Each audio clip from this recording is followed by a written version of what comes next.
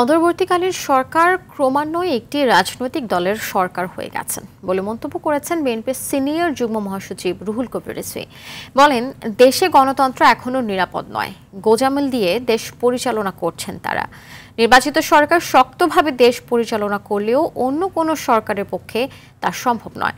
ফ্যাসিবাদ আমলে প্রেক্ষাপট তুলে ধরে তিনি বলেন, বাংলাদেশ ছিল শেখ হাসিনার বানানো কারাগার, গোটা দেশটাই ছিল আয়নাঘর।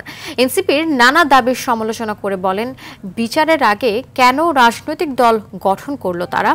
সকালের শহীদ রাষ্ট্রপতি ও বিএনপির প্রতিষ্ঠাতা জিয়াউর রহমানের মাজারে শ্রদ্ধা নিবেদন শেষে এসব কথা বলেন রিজভী। ক্রমান্বয়ে এটি একটি রাজনৈতিক দলের সরকার হয়ে যাচ্ছে। যতক্ষণ আপনাদের প্রতিনিধি ছিল, আপনারা দল করেননি, আপনাদের প্রতিনিধিদেরকে মনে হয়েছে এরা নিউট্রাল, এই ছাত্ররা সাধারণ ছাত্র, তাদের প্রতিনিধি অসুবিধা নাই। কিন্তু আপনারা এখন হয়ে